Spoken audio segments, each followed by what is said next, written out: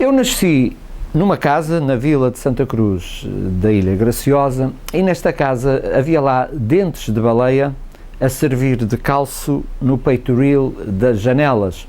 Isto significa que a baleia faz parte do meu imaginário afetivo e faz parte da minha memória. Até porque eu aos 8, 9 anos assistia àquilo que na altura se chamou o grande desastre da baleia. À entrada da Barra, os baleeiros vinham a entrar, rebocados por uma gasolina, era já noite, em novembro de 1968, era já noite e uma manobra mal feita da gasolina fez com que o bote revirasse e infelizmente dos 7 baleeiros apenas um se salvou porque teve o discernimento suficiente para nadar para fora, porque os outros que nadaram para a terra, infelizmente, espatifaram-se contra as rochas e morreram. E foi, de facto, uma coisa que me marcou muito, e marcou muito a minha infância.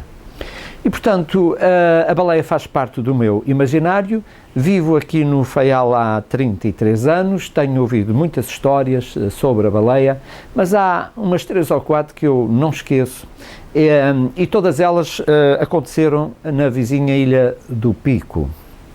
Há um baleeiro da Calheta de Mesquim que era barbeiro de profissão, porque os baleeiros não tinham propriamente o exclusivo da profissão da baleação. Ele era barbeiro e um dia estava em plena ação, estava a fazer a barba a um cliente, de repente o foguete estalou no ar e o nosso amigo baleeiro não pensou 2 vezes, deixou o pobre do cliente com a barba meio escanhoada, largou-se a correr para o cais e foi para a baleia. A segunda história passou-se também na Calheta de Mesquim e vem relatada no livro Ilhas Desconhecidas de Raul Brandão. Num certo dia havia um funeral, o funeral apeado, o caixão era levado por 4 baleeiros e a história repete-se. Eles ouviram o foguete da baleia e pura e simplesmente deixaram o caixão cair. O morto ficou lá sozinho e os baleeiros foram a correr para o cais para irem para a baleia. A última história, para mim, é a mais deliciosa delas todas e aconteceu na Vila das Lajes, da Ilha do Pico, e ainda conheci algumas pessoas que foram testemunhas dessa história.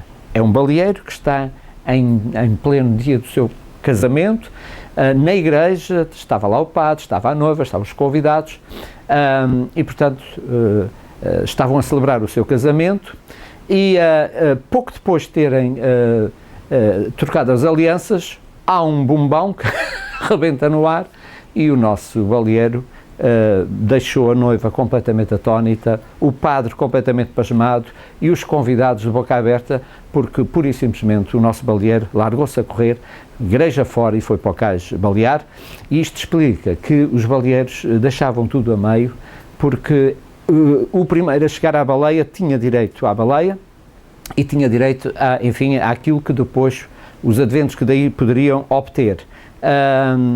E chegou a haver situações em que eles iam mesmo à compita, vários botes baleeiros de campanhas diferentes iam lado a lado e muitas vezes o arpão era passado por cima dos barcos uns dos outros e, portanto, isto para dizer que a baleia era uma forma também de alguma rentabilidade económica. Os baleeiros não viviam só do seu serviço, eles deixavam tudo a meio e por causa disso muitas vezes eles eram preteridos, porque ninguém queria contratar um baleeiro que às 2 por 3 deixava o serviço a meio e ia correr para o cais. Lembro-me, por exemplo, de histórias na estiva. Ninguém queria contratar baleeiros na estiva porque eles pura e simplesmente deixavam o trabalho a meio. Finalmente, convirá também dizer que os baleeiros não eram propriamente uma cambada de assassinos, eles matavam baleias por uma questão de sobrevivência económica.